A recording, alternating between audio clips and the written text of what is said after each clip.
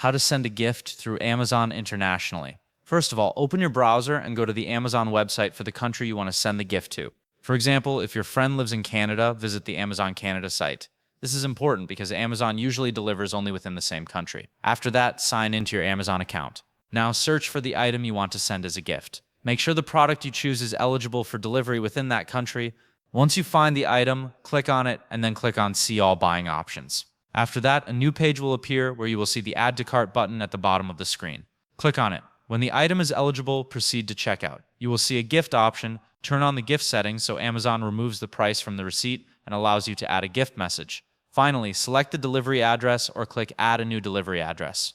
Enter your recipient's international address. Amazon will automatically check if the item can be delivered to that location.